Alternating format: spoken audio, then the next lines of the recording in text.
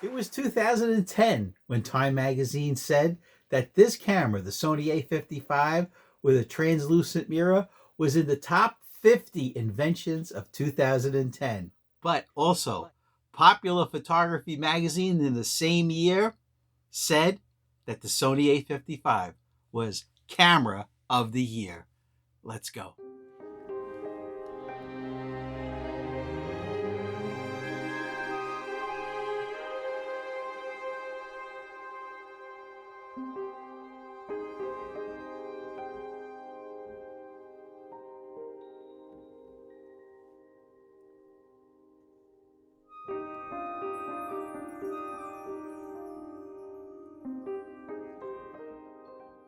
Hello everyone, Carmine from New York here, professional photographer in Manhattan since the 1970s.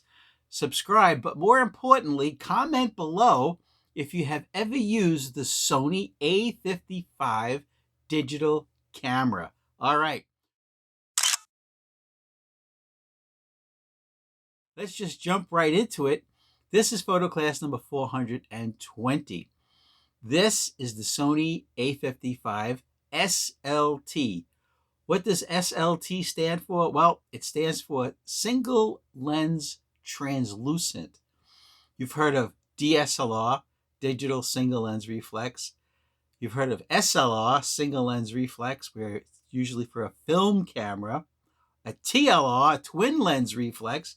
That's a camera that has two lenses.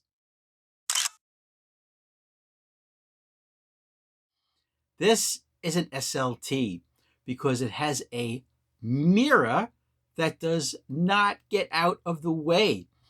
33% of the light hits the mirror and goes up here to the top of the camera where there's a small video camera, which turns that light into a screen for the EVF.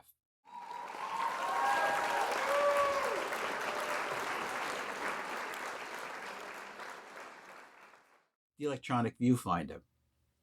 Now, this camera is great. I went out taking photographs the other day, and behind me you can see some of the photographs that I took.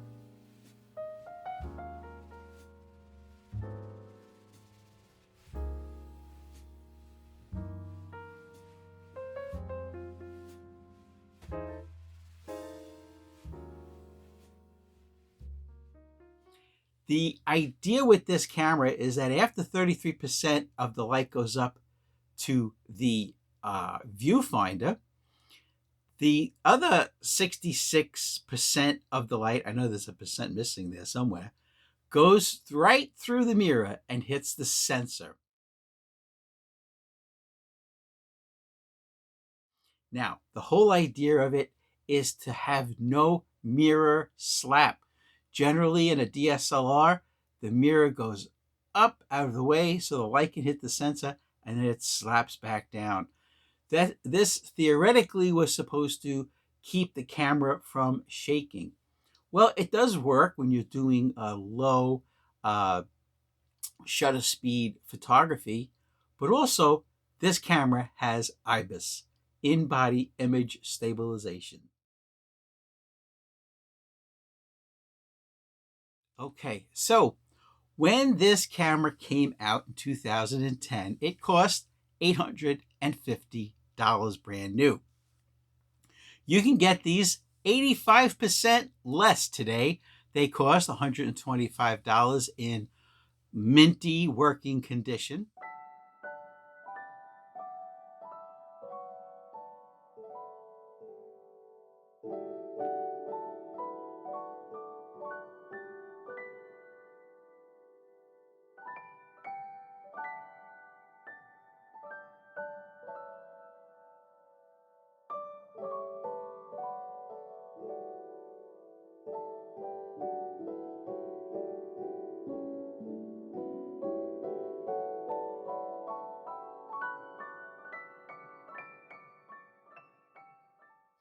Megapixels, it's 16 megapixels. It's an aps-c size sensor, which means there's a crop factor of 1.5.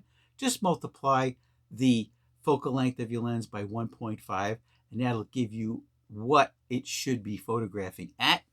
It's a CMOS sensor. It has a great screen on the back, okay? It has live view, obviously, right? It has live view. It has a flippy screen, so the screen, right? You can see yourself if you're taking selfies. Yes, I realize it's not too convenient if you have it mounted on a tripod. The screen would be blocked, but you know what? There are brackets you can put under this and then mount the tripod here so you can have a full view of the screen. The screen does swivel in all kinds of directions, so you could take kind of incognito photographs, right? You could be looking at your screen here and taking a photograph of something over there. It's a lot of fun. I generally photograph with the screen in the back closed position.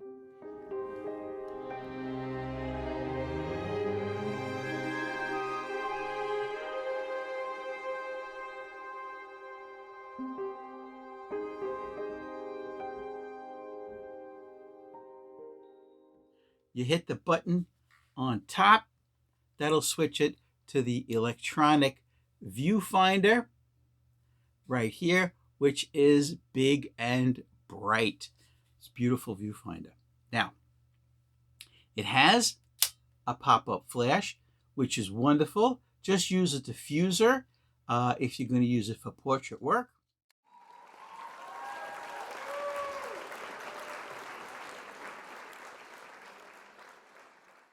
What does it take? It takes one SD card. There's a slot in the battery compartment.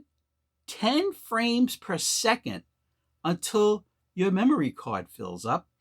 The ISO range is 100 to 12,800, but you could boost it to 25,600. Steady shot is marked right on the front of the camera. That's the in-body image stabilization. So the sensor moves to counteract your movement of the camera to give you steady photographs.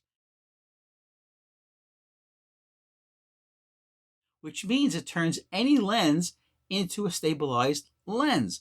In this case, I have the 18 to 55. It's the DT-SAM Sony lens. DT marking stands for that it was made for a crop sensor camera.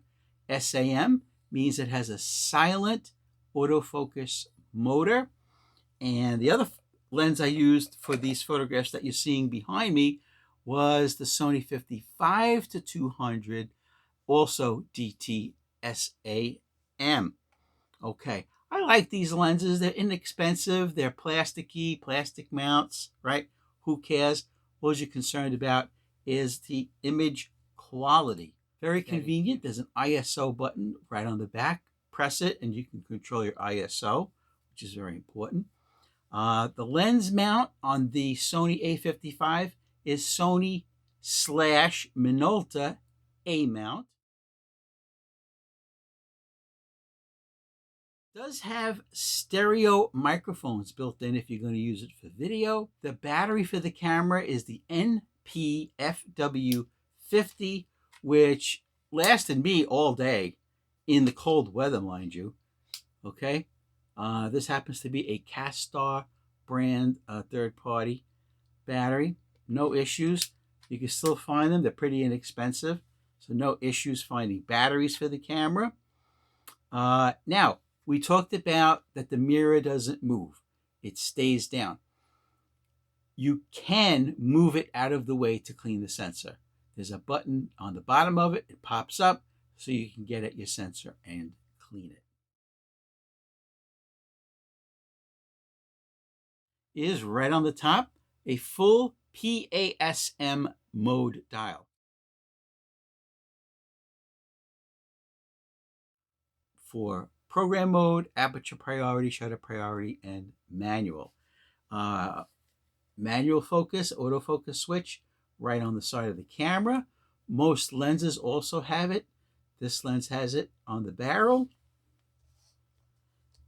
And so does the 55 to 200. There's an autofocus, manual focus switch. So Thank you very much for watching today. I want to remind you, comment below if you've ever used the Sony a55 camera or any of the Sony lenses. Don't forget, Time Magazine said the Sony a55 with the translucent mirror was in the top 50 inventions of 2010. Let's watch all the photos.